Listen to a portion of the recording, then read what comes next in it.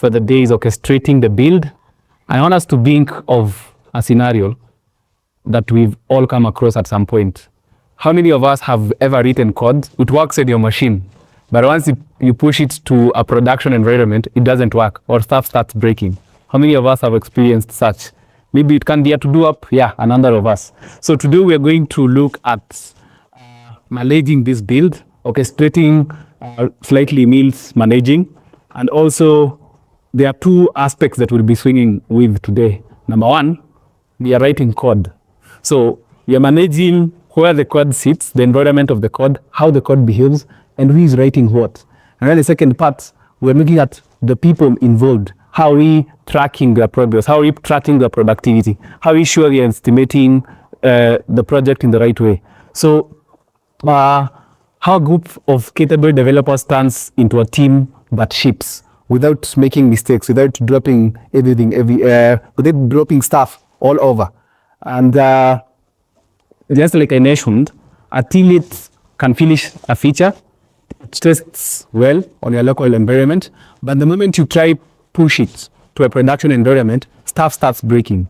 Maybe some variables have not merged, and it's normally an issue because remember, we write software on our local machines, but they need to work on a production environment with real users, with real consequences. So we need to control this even during the development process. So maybe for some reason a DB URL in a teammates .tmd pointed at a local snapshot with seed data the production DB didn't have, and the code is okay, but something is not happening well. So sometimes we might blame our code, but mostly it's the configuration of how our code runs in different environments. So I want us to look at this specific slide very closely, because this is where our talk will pivot from today. So on one end, we're looking at what the code base is. We are all writing code, software engineering, solving problems, building solutions. How do you build these solutions? By writing code. Who is writing code? Software engineers. So there are two aspects here that we are always trying to manage: the code and its environment. And on the other part, we're managing the team and how they operate. So starting from the code and its environment, we have branches, we have environment, we have secrets, we have versions. So someone said branches are free. Let's learn to use branches, and it's important to control what you're building from different branches. We're going to dive deep into that. Environments. We're going to look at three types of environment. You have the development environment, the one that is sitting in your machine right now. You're testing stuff right now on your local machine, it's working. That's your development machine. That's your development environment. Then there is a staging environment. Before you push anything to production, you have to stage it and see how it behaves so that you can capture bugs at that level before pushing it to production. And then in that environment we're going to look at is the production environment. We have secrets, and most of the time the secrets are in anything that will cause consequences when it lands in the wrong hands. Don't want the wrong people seeing some credentials that can make them perform operations that might be destructive or might compromise the security of your system.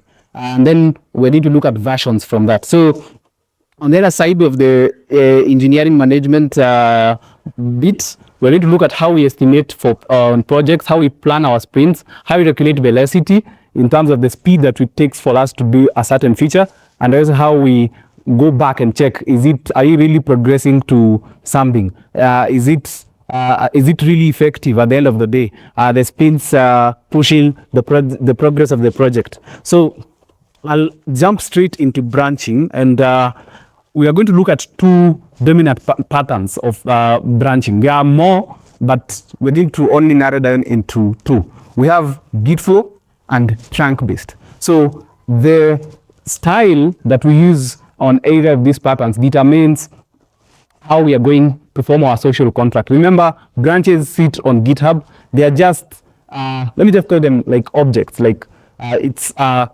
copy of the code that we decide, for this copy, we're going to push a certain feature. For this copy, we're going to use it for production. For this copy, we're going to use it for staging. But again, the social aspect of this normally varies from team to team or depending on the solution that you're building. I want to look at an example, just 2 examples of solutions. A solution that we are doing, we're bringing in changes very fast, but we're building on, let me just say, agile. We're working on an agile model and we want to push it as fast as possible.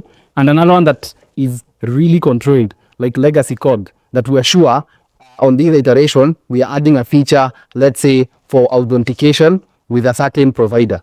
And we are very sure it's going to start from a certain bit to another bit. So the type of pattern you decide to use on branching is going to really matters if you are going to deliver your project efficiently. So for Gitflow, it works perfectly under clear release boundaries. Just as I mentioned, a clear feature, this starting here and ending there. At the end of the day, you have many branches and many merges. Because for Gitflow, I want you to think of, you have your main branch, that's your main copy of code. You need another branch below main that is develop. That's where you are working from, because you don't want to work directly from the main copy of code. And then under develop, we decide the till building and authentication feature, you're going to have a feature branch called auth. And then if it's an e-commerce, we are building, for example, the till building, the product pages, or anything to do with the product stuff or feature has their own branch. So immediately auth is complete, we patch it back to develop. Immediately product module is complete, we patch it back to develop. And then as you leave, develop is merged to main. And that project life cycle moves on and on until we ship our stuff to production. Then, in Gitflow also, we have branches to perform certain stuff. Like we want to release a new version tomorrow. We will create a branch from develop for that release. And then at the end of the day, merge it back either to develop or main. If we have a bug that we just identify in production, remember, software life cycle depends on 2 aspects, during development and during production. So during production, you might find some bugs appearing and you have to patch them very fast. So on a Gitflow, you'll create a branch called hotfix, fix it very fast, merge it back and push it back to production. And let me just zoom on the other side, trunk-based. We have linear merge pin because just as the name suggests, a trunk, we are all kind of moving from a main branch, doing a feature very fast, patching it back. A feature very fast, patching it back. So it's good because we don't have a nearest branches, because these branches normally live a day, 2 days, or a week. For the feature branches, they live as long as the feature is still in development. So if it's out under Gitflow, we have a branch called out for the out feature. It's going to be closed until the ICE feature is complete. But for trunk-based, they have to be very fast changes. We want maybe to add a very small aspect for 2 days, close it, to avoid merge phase. Because the more branches you have, the more chaotic it becomes when you try to merge them back to the main branch. So there is a convention here for naming branches. I'm sure that most of us might be taking shortcuts for now for our local projects, but it's very important for us to have good naming conventions for our branches, depending on what we want to do. So if it's a feature, we like name that branch with a tag, FE80fit, and then slash auth OTP retry, because from that branch we went to update code for OTP retries. If it's a fix, maybe you noticed a bug, you create a branch for that fix, and then you patch it back. If it's for documentation, we have a branch for it. So this is hectic as you're writing code, I agree. As you're making this branch, it's very hectic. But it's easier for debugging. Someone who is reviewing the code can actually look at the name of your branch and understand what is going on. Was it a feature? Was it a bug fix? Was it documentation? And there are many more. Refactor, was it a test? Was it a definitely for tooling, config, or dependency dumps? So that we don't really deal a lot on branches. There are a lot of conventions, you can go and check them out. But these 2 main ones are the ones that I would like us to look at, to just look of for today. So for environments, I earlier mentioned this kind of issue, works on my machine, is a configuration management failure. It's not a code failure, it's just how you've configured your code.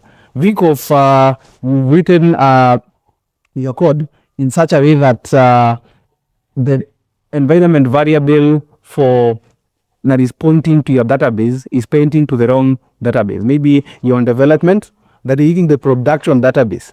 I want you to imagine a scenario where you're working on a code base of a solution that is currently in production. You're on the right branch, yes, you're on the developed branch, you're not on the main branch, but the environment variable that you're using is pointing to the production DB, and then it ran seed DB. And then the seed command maybe we do through reading the database and update it. So what have you done? We kind of cleared the whole database that is in production. It's easier when you think of it that way, but think of it as a solution that involves money. We just cleared all the ledger records or the user records that reference to real data. So it's a platform that has or the fintech platform, integrity is lost, user trust is lost. You're making versus the following day, someone is taking you to court because of just an environment variable. That's how serious it is when it comes to controlling this environment. So you have dev, staging, and prod is production. So dev, day-to-day coding. The DB might use your local DB in your machine, running on Docker or natively on your machine.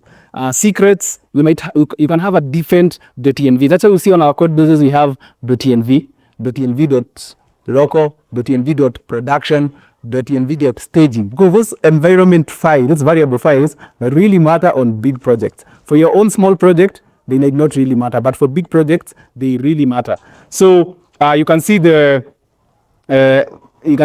display there of how different environments have different use cases, even different databases. So don't share your staging database with the developer database, it's a production database. Have different databases. That's what we normally do for most of our projects. We have a database for development and another one for production. And then it tests, because your code needs to be consistent at the end of the day. So configuration belongs to the environment.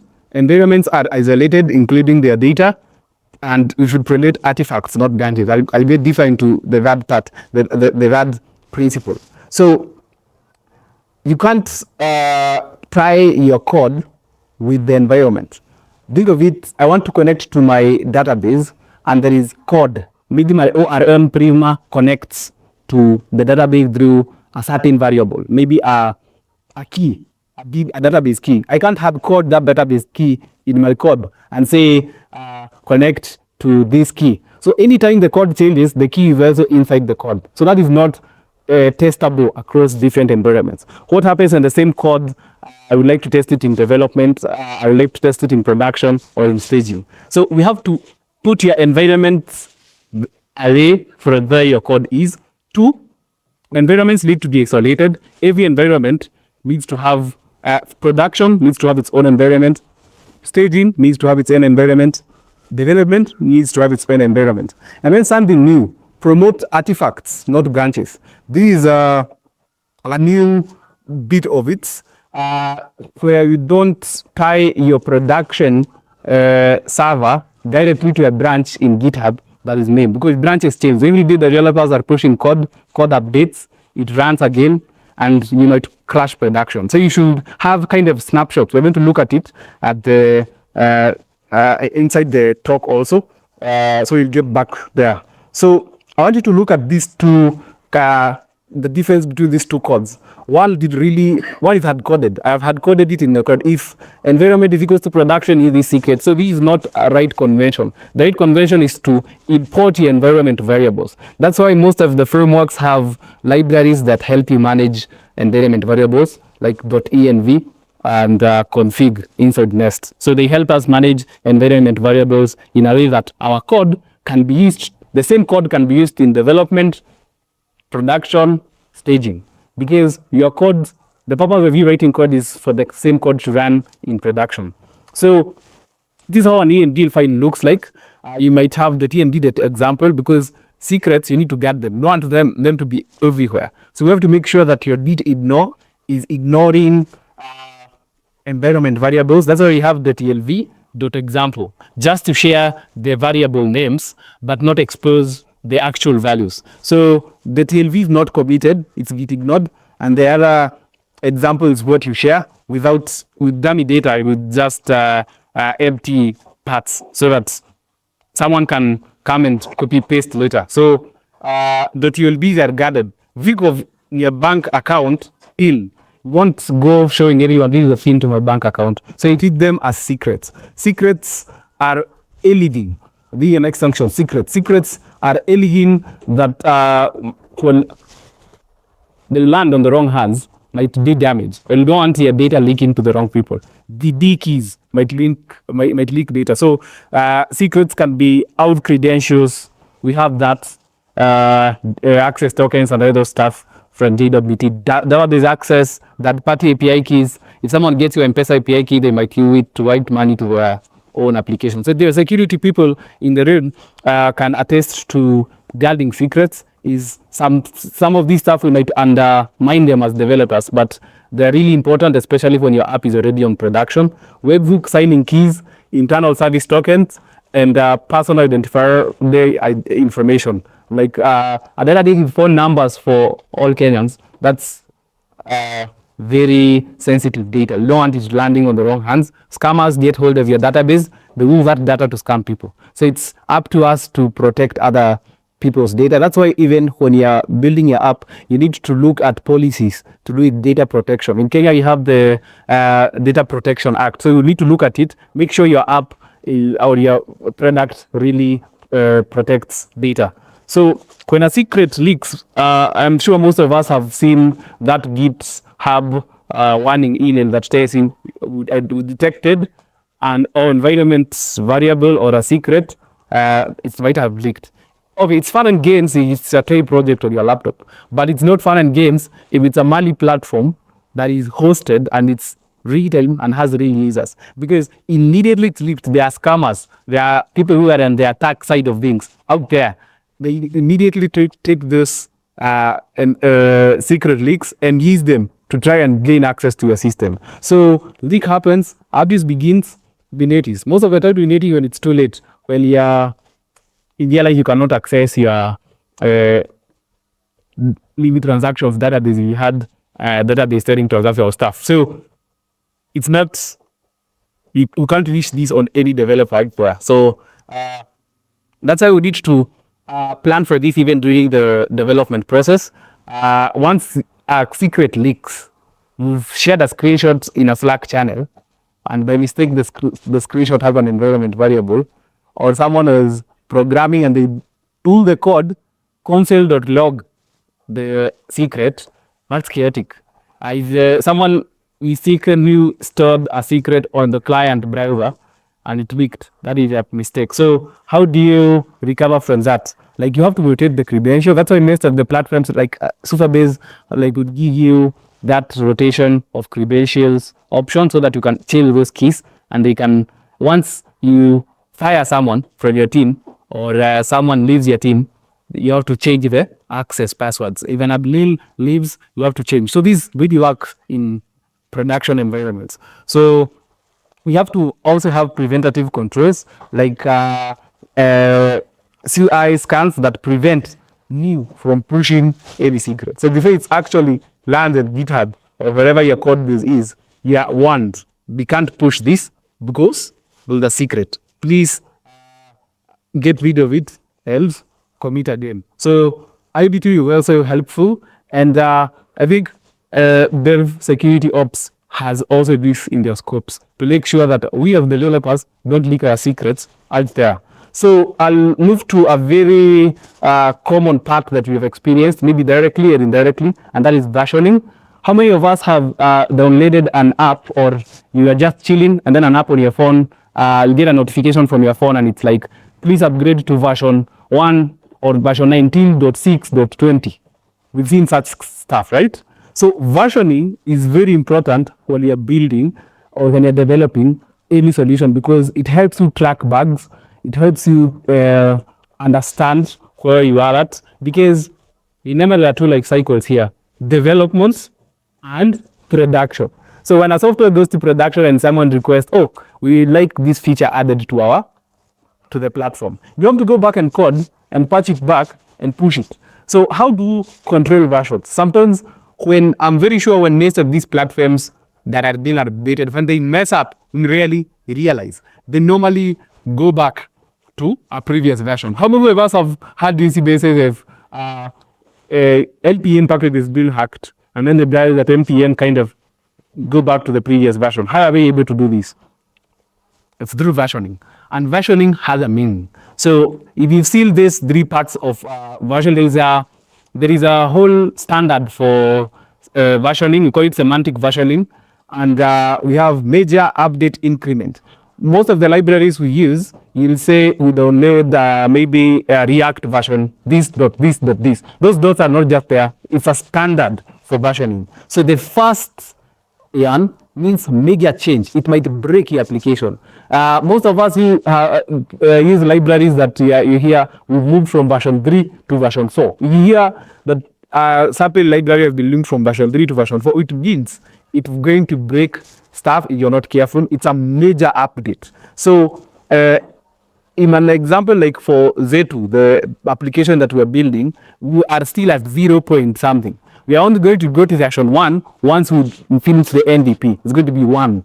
So when it's 1 point this, and then tomorrow we add a certain feature, we need to move from 1 point that to 2 points if it's a major update. If it's a minor update, maybe you added just a few functionalities in the API, maybe an ability to a new endpoint, maybe get users who are not we are not admins, just an early endpoint, and we want to push it as a new version. We won't like label it as a major update. We label it as a just a minor one at the center. But if it's really small, meaning just a minor adjustment, like you adjusted the values and all that, you use the end. So our users can tell, or developers can tell, if we move from 3.2.17 to 3.2.18, they know that's not a really big issue. If we move from 3.2 to 3.3, then they know it's big but not major. Then if you move from 3 to 4, then we need to go back and really check a lot. So it's important to know that.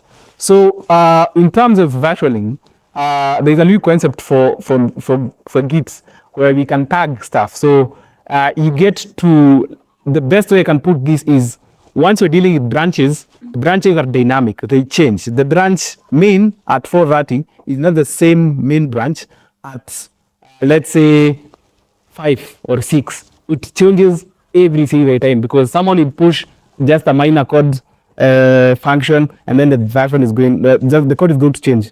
So when you're running a branch in production, your production environment is not stable. And that's why I mentioned this part here, number 3, that was promote artifacts, not branches. So this is going to help us really understand this in a detailed manner. So I can take a snapshot of how a branch looks like at a certain time, and use that to push. So it will behave like a branch, but it's not dynamic. It's like a snapshot.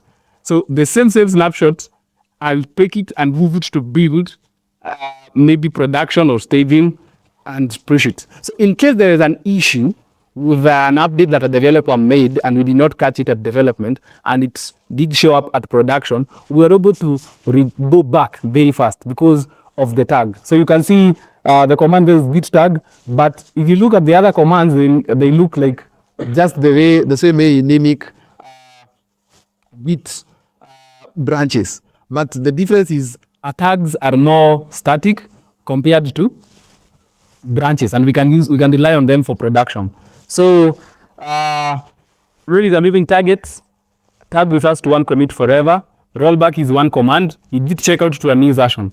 And this way of versioning now gets to be realistic in our codes. So if you want to deploy a version today, I'll just create a snapshot of the code as it is, and that is going to be version 0 point something. So anytime I want to move from version this to that within my code base, I can change it with my comments, with my commands, and I can use the same to build a pre-release or a release, and after you are able to really coordinate production level applications. So I make up to the last part, and here is something that we all face. How many of us have come across a situation where someone asks you, how long will it take you to build my platform for, let's say, tracking? Let me just use a very basic example, like tracking sales in my shop. How long will it take you? So, and how much do you want for that work? It's very hard for you to make these decisions. You'll guess, I think it will take me 2 months. Yeah, and if you give me 500,000, then I can use that to deliver. But most of the projects really fail because of this community's bias. Our brains kind of are always biased. We think of the best path possible. You never account for, if it's a team, you never account for one of the team members might get ill, or there might be a meeting, something might have occur, a holiday in between, and it might affect the timeline. We don't account for that. So we ever don't account for a new feature that we've never explored, like V2. Most of some of these features we're building in V2, we've never built them before. So we're using previous projects to kind of estimate. It took me 1 week to do payment integration. Then for this payouts feature, it's going to take me 1 week. So if this what you know to be ready, don't. But now in this context, it leads to a lot of errors, and that is those are the three paradoxes that we get to fall in. So the planning fallacy is when you end up thinking of the happy path, no problems, everything is going to run smooth, but you don't live in a perfect world. We live in a world that has challenges. We live in a world with friction. So we need to account for that friction. And estimating and fragility, you're working on a new feature you never worked on before, that you're using your previous experience to try and gauge. And then the last one, most of us really fall for this, anchoring on the wanted answer. You don't want to separate that base or that stakeholder. I'm giving you 500K. Can you beat in a month? I'll give you the 500K right now.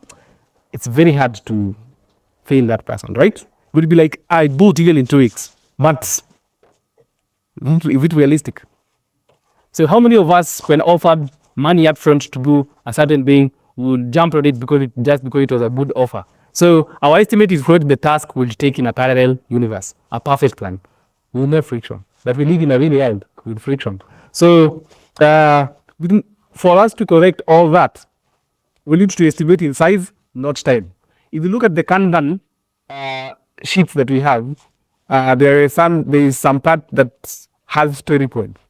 We can't give a task claim to like I have 5 tasks: build identification, build payout, build this. So we have 3 tasks, so I'm going to treat them equal. That's going to be wrong because tasks have different weights. So story points for every task will determine how long that task takes. So we don't use the number of tasks to weigh how big the job is. We use the story points. So you estimate in size, net time. So if a feature has like 10 story points, this 10 story points and another one has 2 story points, you compare that the feature with 10 story points is bigger than the one in 2 story points. So we use that to estimate. There is a mathematical calculation that you use to calculate when we talk about velocity of this. But measure velocity, do not estimate it. What is velocity? Velocity is, let's say we chose a sprint, which is we are building out on this first sprint. So under I, we have login by OTP, login by password, blah, blah, blah, all that. And there are this feature with story points. So what is the total number of story points for those features under that sprint? So if it's 3 plus 4 plus 8, maybe that gives you 15. So if it takes 15 story points, and it took 2 weeks to finish 15 story points, then you need to estimate, we need to use that calculation to measure if I'm targeting to do 20 story points and I used 1 week for 15, then it's going to take more than a week.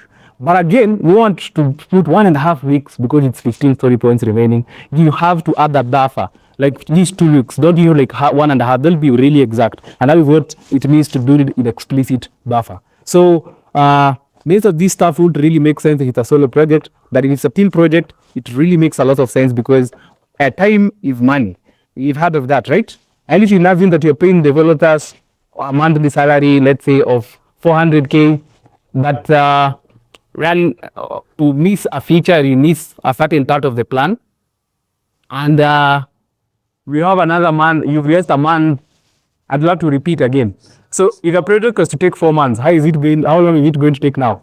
5 or even 6? Why are you paying those people? How much many of you lost? We have a miscalculation of timing. So if the project was to take 4 months and every month you have like 5 billion that goes to labor, you just waste 10 million for a certain company. And these are the skills that really matter even in development, because yes, people can code, AI is going to generate code, but planning, managing projects is a whole new skill that we need to learn, and that is how we remain dominant in the future, because AI is replacing a lot of stuff. That's true. But again, there are some stuff that cannot be really replaced by AI, like such human aspects. And we need to be really good at this, so that we remain the masters of the craft.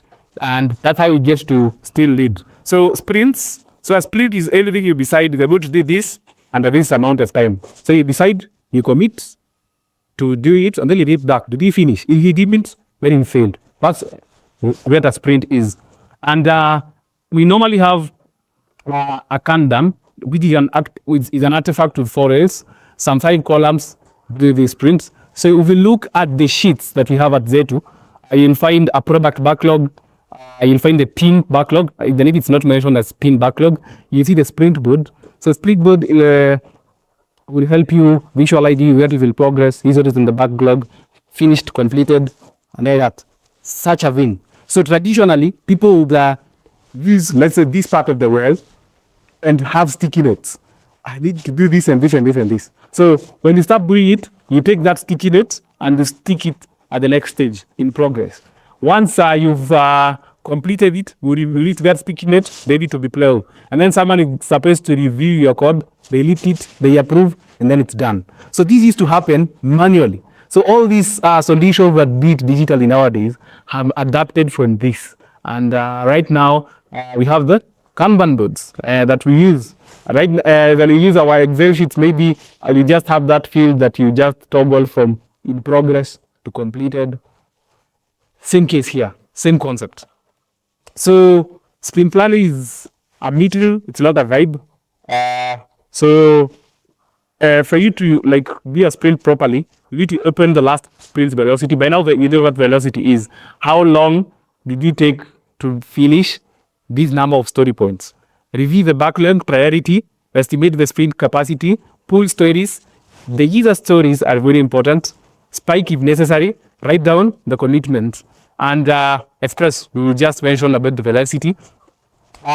So if we pulled 28 story points and finished 10, you have failed. But if you pull 18 and finish 18, then the sprint was successful. That's how you measure success, by how you finish. So also don't take time to descope. So we're narrowing down, do it very fast so that you don't get embarrassed at the end of the day. So retrospect is where you go back and check what went well, what went well, what is the actual velocity. And by that, you can already visualize what we covered from the two intersections. So just looking at what we went through in this talk, we can tell what it takes to do or to orchestrate your build or to manage your build process, the code and the people side. So on the people side, we checked on how we can estimate perfectly without using time, but using size. We checked on the velocity, on the retrospect, and even planning our sprint. On code base, versioning, branches, environments, go check out more about, go check more about tags for Git, and let's use them, because we are going to deploy all these solutions that we build. So now we decide what we use and what is real and what is not. So by that, I think we are all now ready to build something that being sure about it. We can now be sure about it. You are now confident that if someone is paying you a certain budget to finish a project in a certain timeline, we can do it perfectly. I always think of all the resources that you need for something. If they are provided immediately, we do finish the project. Sometimes we might blame talent or money or any other being resource, but if we are provided the yard with a good plan, and without these principles, we still fail to deliver the project. That's why most of us will struggle and wonder, hey, with my laptop, will I blame our laptops? We might blame talent, or I'm not that good, but it doesn't really matter. What really matters is, are you really maximizing the principles and do it right? So that was the talk for the day. We'll share that also on the folder. We have all those talks recorded in the folder. The video version is going to be on YouTube. So that is enough for anyone who